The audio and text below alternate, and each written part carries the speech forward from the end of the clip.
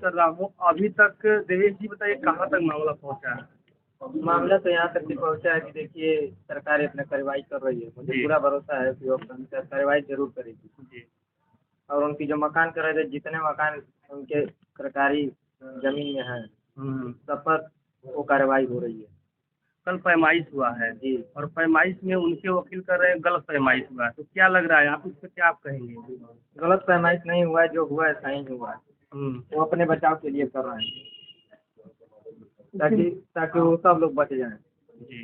लेकिन देखिए यही घटना किसी और के साथ होता तो क्या सरकार को अच्छा लगता? मेरे जिस दिल पर तो जो गुजर रहा है मैं नहीं जान रहा हूँ। एक टाइम सुबह में उपवास रह रहा हूँ, शाम को भोजन भी नहीं जल्दी घोटा रहा है। ये बताइए कैसे हम घोटेंगे, हमें खुद नहीं पता। इसी डिप्रेशन में हम उस दिन भर्ती भी हो गए। जिसका परिवार ही उजड़ गया तो किसके सहारा जिएगा, आप ही बताइए।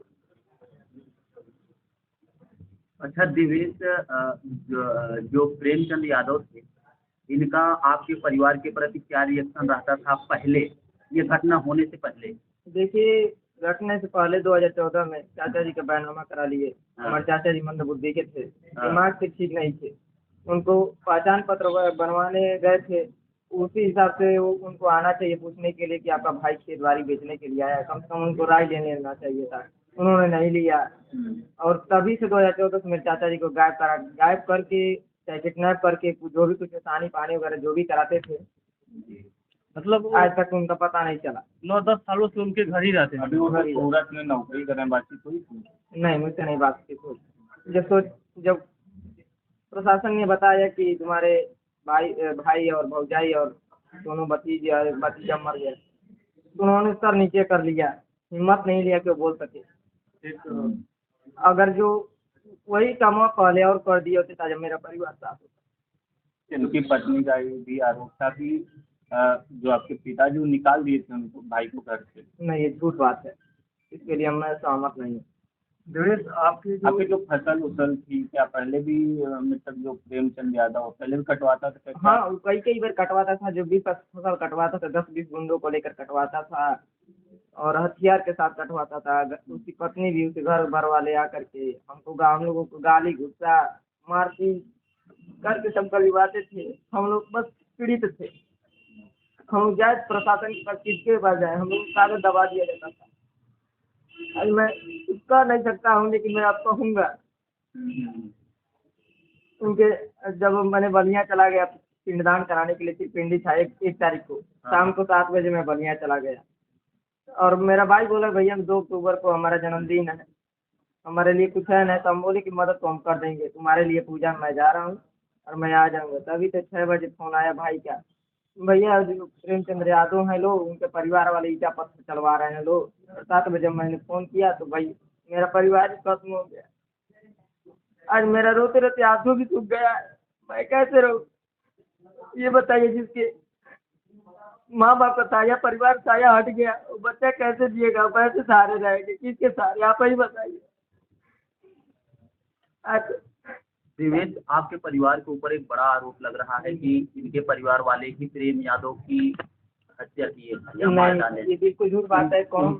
उनकी जो बेटी है उसने कहा है कि आप मार के से भाग गए और सुबह बारिश हो रही थी, तो आप कैसे जाते हैं वहाँ पे नहीं, कथा कराने? सुबह में नहीं गए थे हम। कल 1 तारीख को हम शाम को निकल गए। हम देवरिया आए थे, देवरिया से जाकर घर से देवरिया आकर के फिर बस घर के मैं बलिया के लिए चल पड़ा। 7 बजे बलिया में उपस्थित हो गया। और जब सुबह में जगे तो हमको त्रिपिंडी कराने के लिए जब भैया बोले कि तुम तैयार हो जाओ, चला जाए, जजमान का फोन आ रहा है, तो हमने कहा ठीक है मैं चल रहा हूँ। तभी फोन आया उसी बीच, तो हमारे गाँव में कोई लड़का है, हमें नहीं पता। देखिए उस समय हम खुद ही सुबह आप अपनी बहन से बात किए थे,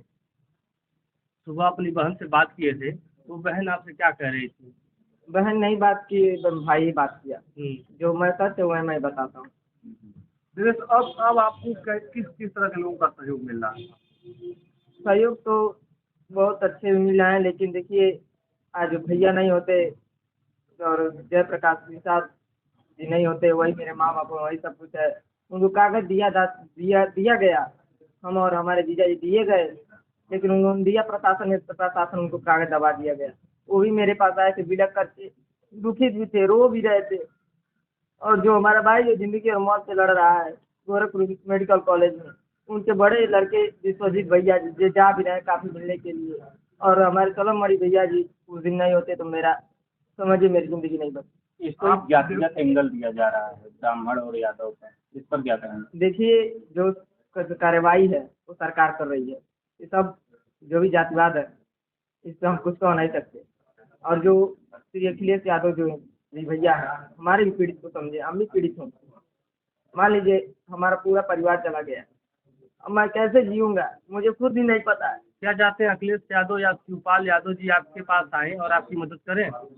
हम तो यही चाहते हैं जितने भी अब अपराधी हैं उनको या तो इनकाउंटर कर दिया जाए, और नहीं तो जो मेरे भाई और बहन को मारा है गोली, उनको सर में गोली मारा जाए। जब आप गोरखपुर भाई से मिलने गए थे, भाई उस समय क्या कर रहे थे? भाई तो देखिए उसकी काफ़ी हालत खराब है, मैं जब तक पूर्ण रूप से ठीक नहीं है तब तक मैं घर नहीं ला पाऊंगा, उस स्थिति में मैं नहीं हूँ।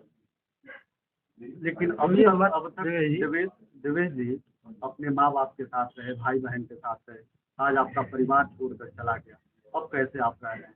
क्योंकि इस दुनिया में आपके ना भाई बाप माँ है ना बाप है, इस दुनिया में सब कुछ जो विधायक जी श्री जयप्रकाश निषाद जी, वही मेरे माँ बाप, वही मेरे रिश्तेदार, सब कुछ है, वही मेरे जो भी करना हो वही मुझे करेंगे। माँ से कब आपकी बात हुई थी? माँ से नहीं बात हुई, बस भाई से बात हुआ।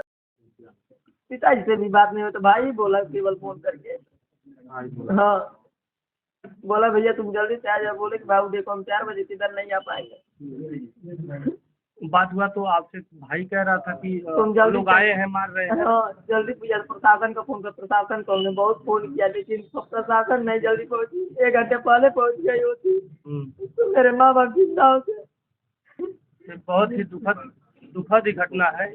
अगर कहा जाए तो इस देवरिया जिला की प्रशासन नाकाम रही, अगर पहुंच गई होती आज आपकी परिवार सारे लोग बच गए होते, माँ बाप भाई बहन सब लोग साथ में होते।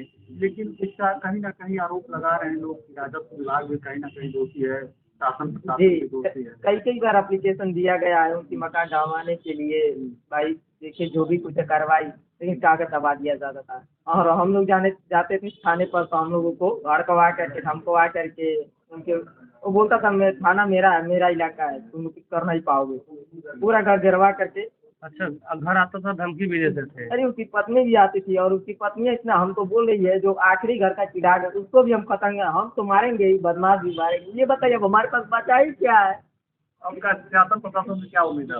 मतलब आप शासन से यही उम्मीद है उनके सख्त से सख्त सजा मिले जाए, या तो इनकाउंटर कर दिया जाए, और मेरे माँ बाप को जो गोली मारे मेरे भाई बहन को उनको सर में गोली मारा दिया जाए, जितने अपराधी हैं उनको घर भी ढहवा दिया जाए। अच्छा, प्रेमचंद यादव की मौत कैसे हुई, क्या कुछ पता है? नहीं, ये कौन मारा, क्या मारा, कौन मारा, ये हमें नहीं पता, उस मौके पे तो हम थे नहीं। देखिए तो आप चल गया कि आपके परिवार को किसने मारा, लेकिन प्रेमचंद को किसने मारा अभी तक पता नहीं चल रहा है। देखिए सबसे बड़ा दोषी तो वही है, अगर वो ऐसा नहीं किया होता तो आज दोनों परिवार खुशी होते। तो उसको भी प्रशासन भी पता लगाए, उसको भी हम तो आदेश देते हैं प्रशासन भी उसको भी पता लगा ले। नहीं, इस बात को मानते हैं आप कि सबसे बड़ा दोषी वही है ना, अगर ऐसा नहीं किया होता तो इतनी बड़ी घटना नहीं होती जी।